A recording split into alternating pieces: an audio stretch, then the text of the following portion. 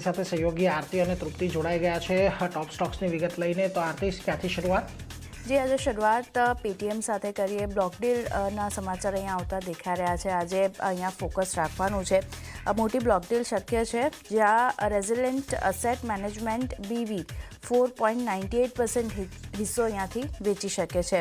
આ સાથે ફ્લોર પ્રાઇસની જો વાત કરી લઈએ બ્લોક ડીલ માટે તો ઓલમોસ્ટ 1535 રૂપિયા 10 પૈસા પ્રતિ શેર અહીંયાથી રહેતી જોવા મળતી દેખાઈ શકે છે, જે કરંટ માર્કેટ પ્રાઇસથી ઓલમોસ્ટ 2.9% ડિસ્કાઉન્ટ પર આ ફ્લોર પ્રાઇસ આપણને આવતી દેખાઈ શકે છે। આ સાથે શેરના વધુ વેચાણ પર 90 દિવસનો લોકઅપ પીરિયડ પણ આપણને રહેતો જોવા મળી શકે છે, જ્યાં રેઝિલિયન્ટ એસેટ મેનેજમેન્ટ વિજય શેખર શર્માની પેરેન્ટ અને પ્રમોટર કંપની જે છે એ અહીંયાથી હિસ્સો વેચી શકે છે 4.98%। એટલે પેટીએમ માટે ધ્યાન રાખવાનું છે। આજે અહીંયા બ્લોક ડીલ થતી આપણને દેખાઈ શકે છે। નેક્સ્ટ કાઉન્ટર QIP લોન્ચ કરવાના સમાચારના લીધે ફોકસમાં નેટવેબ ટેકનું કાઉન્ટર છે। અહીંયા કંપનીએ QIP દ્વારા 1200 કરોડથી વધુ ફંડ એકત્ર કરતી જોવા મળશે। QIP માટે ઇન્ડિકેટિવ પ્રાઇસની જો આપણે વાત કરીએ તો લગભગ 4710થી 4790 રૂપિયા પ્રતિ શેર અહીંયાથી રહેતી દેખાઈ રહી છે, જે કરંટ માર્કેટ પ્રાઇસથી 8.1થી લઈને 9.6% ડિસ્કાઉન્ટ પર ઇશ્યુ પ્રાઇસ આપણને આવતી દેખાઈ રહી છે। કંપની 25.05 અને 25.48 લાખ ઇક્વિટી શેર ઇશ્યુ અહીંયાથી કરતી જોવા મળશે। તો QIP લોન્ચ કરવાના સમાચારના લીધે આજે નેટવેબ ટેકના કાઉન્ટર પર ધ્યાન રાખવાનું છે। અહીંયા એક ફોકસ રહેશે। નેક્સ્ટ કાઉન્ટર QIP લોન્ચ કરવાના સમાચાર જ શ્રીરામ પેસ્ટનનું કાઉન્ટર આપણને રહેતું દેખાઈ રહ્યું છે। કંપનીએ QIP લોન્ચ કર્યો છે, જે QIP દ્વારા 1000 કરોડથી વધુ કંપની ત્યાંથી ફંડ એકત્ર કરતી આપણને જોવા મળશે અને QIP માટે ઇન્ડિકેટિવ પ્રાઇસ લગભગ 4216.30થી લઈને 4436 રૂપિયા 60 પૈસા પ્રતિ શેર અહીંયાથી રહેતી દેખાઈ શકે છે। કરંટ માર્કેટ પ્રાઇસથી 4.97% ડિસ્કાઉન્ટ પર ઇશ્યુ આપણને આવતો જોવા મળી રહ્યો છે। ઇશ્યુ પ્રાઇસ અહીંયાથી રહેતી દેખાઈ રહી છે અને ઇશ્યુ પછી ઇક્વિટી ડાયલ્યુશન 5.12થી લઈને 5.38% પર આપણને જોવા મળતા દેખાઈ શકે છે। તો શ્રીરામ પેસ્ટન અને નેટવેબ ટેક આ બંને કાઉન્ટર આજે QIP લોન્ચ કર્યા છે, એના સમાચારના લીધે ફોકસમાં રાખવાના છે।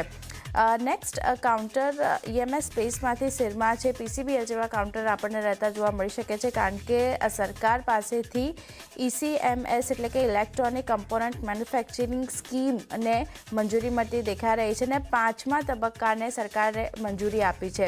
હવે આ સ્કીમ હેઠળ 7887 કરોડના 31 રોકાણ પ્રસ્તાવને મંજૂરી મળતી દેખાઈ રહી છે, જ્યાં 82,243 કરોડના ઇલેક્ટ્રોનિક પ્રોડક્ટનું ઉત્પાદન કરવામાં આવશે। આ સાથે સિરમા, SGS અને PCBL સહિત 31 કંપનીઓને આની માટે મંજૂરી મળતી દેખાઈ રહી છે, એટલે આ બંને કાઉન્ટર આજે ખાસ ફોકસમાં રાખવાના છે।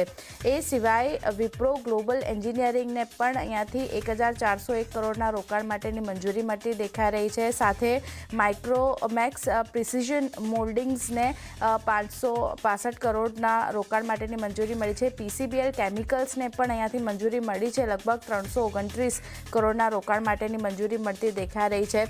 આ સિવાય Minda instrument, VVND technologies, Mitsubishi electronics આ બધાને મંજૂરી મળતી દેખાઈ રહી છે સરકાર તરફથી। અને સિરમા SGSની વાત કરી લઈએ તો તેમને 60 કરોડના રોકાણ માટેની મંજૂરી સરકાર તરફથી મળી છે। સેન્ટ્રમ ઇલેક્ટ્રોનિક્સને પણ 106 કરોડના 2 રોકાણ પ્રસ્તાવને તેમની અહીંયાથી સરકાર તરફથી મંજૂરી મળી છે। હવે આ સરકાર તરફથી જે મંજૂરી મળી છે એને કારણે આ બધી કંપનીઓને ખાસ કરીને ડેવલપમેન્ટ ક્ષમતા જે છે, પ્રોડક્શન ક્ષમતા અહીંયા કંપનીઓની વધતી જોવા મળશે, કારણ કે સરકાર તરફથી એક બૂસ્ટ જે છે તે અહીંયાથી મળતું દેખાઈ શકે છે, એટલે ધ્યાન રાખવાનું છે। રો મટીરિયલ પ્રોડક્શનમાં એક ઉત્પાદન આપણને થતું દેખાઈ શકે છે, તો ખાસ એક ફોકસ સિરમા SGS અને PCBL જેવા કાઉન્ટર માટે પોઝિટિવ એક્શન આ બંને કાઉન્ટર આજે પણ આપણને બતાવી શકે છે। અને મારા તરફથી છેલ્લે નેલ્કોની વાત કરી લઈએ તો અહીંયા પોઝિટિવ સમાચાર છે। કંપનીએ રોકાણ કર્યું છે અમેરિકા સ્થિત કંપની લુનાર હોલ્ડકોમાં લગભગ $20 મિલિયન રોકાણ કર્યું છે કંપનીએ, જ્યાં CCDS એટલે કે કમ્પલ્સરીલી કન્વર્ટેબલ ડિબેન્ચર્સ દ્વારા આ રોકાણ કરવામાં આવ્યું છે। આ સાથે D2D અને IoT સર્વિસ માટે કંપનીએ રોકાણ કર્યું છે।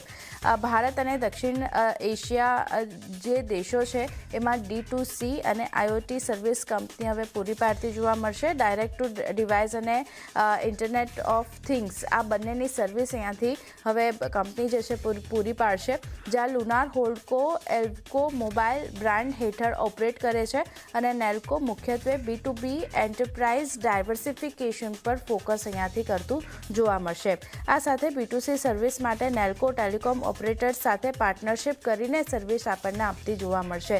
એટલે પોઝિટિવ સમાચાર છે નેલ્કો માટે, કારણ કે આ ડીલના કારણે નેલ્કો જે છે એને ભારત અને દક્ષિણ એશિયામાં પોતાની આગામી પેઢીની ડાયરેક્ટ ટુ ડિવાઇસ એટલે કે D2C અને IoT લાવવા માટે મોનિટરી હિસ્સેદારી જે છે ત્યાંથી મળતી જોવા મળશે. એટલે ખાસા પોઝિટિવ સમાચાર નેલ્કો માટે અહીંયા આવતા દેખાઈ રહ્યા છે.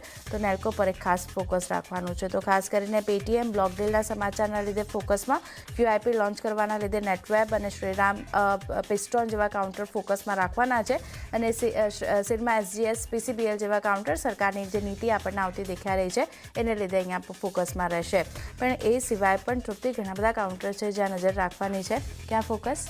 આપણી હું શરૂઆત ભારતીય એરટેલથી કરીશ. તો ભારતીય એરટેલમાં આપણે જોઈ રહ્યા છે કે બોર્ડમાં અહીંયા મોટા ફેરફાર જોવા મળી રહ્યા છે, જે ખાસ કરીને ભારતીય એરટેલ પેમેન્ટ્સ બેંકની અંદર અહીંયા બોર્ડ દ્વારા ફેરફાર કરવામાં આવ્યા છે. હવે સબનમ સિન્હા જે છે તે એરટેલ પેમેન્ટ્સ બેંકના નવા ચેરપર્સન જે છે તેઓ બનશે. સબનમ સિન્હા જે છે તે હવે સુનિલ ભારતી મિત્તલનું જે જગ્યા જે છે એનું સ્થાન જે છે તે લેશે. એકચ્યુઅલી સુનિલ ભારતી મિત્તલ જે છે તે 30 સપ્ટેમ્બર 2026થી તેમનો જે કાર્યકાળ જે છે તે પૂરો થઈ રહ્યો છે, એટલે બોર્ડ ડિરેક્ટર પરથી તેઓ અહીંયા આપણને પદ મુક્ત થતા જોવા મળશે. એની જગ્યા જે છે તે હવે સબનમ સિન્હા જે છે લેતા આપણને જોવા મળશે. અને સબનમ સિન્હાની અગર જો હું વાત કરું તો તે ઓલરેડી બેંકના ઇન્ડિપેન્ડન્ટ ડિરેક્ટર તરીકે પોતાની સર્વિસીસ આપી રહ્યા છે. એટલું જ નહીં, તેમને ઘણો મોટો અનુભવ પણ છે. વર્લ્ડ બેંકમાં તેઓ 15 વર્ષ કરતાં પણ વધુ સમય સુધી તેઓ અહીંયા લીડ સ્પેશિયાલિટી તરીકે તેઓ કામ કરી ચૂક્યા છે. પબ્લિક પોલિસી, ફાઇનાન્શિયલ ઇન્ક્લુઝન્સ અને ગવર્નન્સ ક્ષેત્રે પણ તેમને લગભગ 30 વર્ષનો તેમનો એક્સપિરિયન્સ જે છે અહીંયા આપણને જોવા મળી રહ્યો છે. એટલે ખૂબ જ એક પોઝિટિવ સમાચાર અહીંયા કહી શકાય કે અહીંયા ફેરફાર જે થઈ રહ્યા છે જોવા તો મળી રહ્યા છે, પરંતુ હવે જોવાનું રહેશે કે માર્કેટ જે છે તે આ ભારતીય એરટેલના ખાસ કરીને આપણે એરટેલ પેમેન્ટ્સ બેંકમાં જે ફેરફાર થઈ રહ્યા છે તેને તે કેવી રીતે રિએક્ટ કરે છે, પરંતુ એનું રિએક્શન ડેફિનેટલી આપણે ભારતીય એરટેલમાં જોવા મળશે.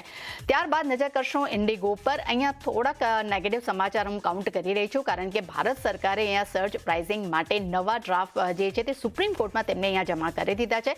સર્જ પ્રાઇઝિંગ અને ખાસ કરીને લગેજ ચાર્જ અંગેનો જે મામલો હતો તેમાં નવા ડ્રાફ્ટ નિયમો જે છે તેમને સીલબંધ અહીંયા કવરમાં તેમને અહીંયા જમા કરી દીધા છે. હવે આ નિયમનું પાલન નહીં કરનાર જેટલા પણ એરલાઇન્સ છે તેને અહીંયા ગ્રાઉન્ડ કરવાની પણ અહીંયા ચેતવણી આપવામાં આવી છે. અને છેલ્લા જે નિયમો જે છે આગામી 3 સપ્તાહમાં અહીંયા ફાઇનલ કરવામાં આવશે અને આગામી સુનાવણી જે છે તે 7 સપ્ટેમ્બર 2026ના રોજ થવાની છે. પરંતુ હાલમાં જોવાનું રહેશે કે ઇન્ડિગોને લઈને ક્યાં તો કોઈ પણ કહી શકાય કોઈ પણ જે એરલાઇન્સ કંપનીઓ છે તેના માટે થોડુંક અહીંયા કહી શકાય કે એક મામલો જે થોડોક સાવચેતી ભર્યો જોવા મળી રહ્યો છે. ત્યારબાદ નજર કરશું ઓબેરોય રિયલ્ટી. ગઈકાલે આઉટ પરફોર્મ પ્રદર્શન આ કાઉન્ટરે કર્યું છે. શાનદાર આપણને લગભગ 4 થી 5% ઉછાળો જોવા મળ્યો છે.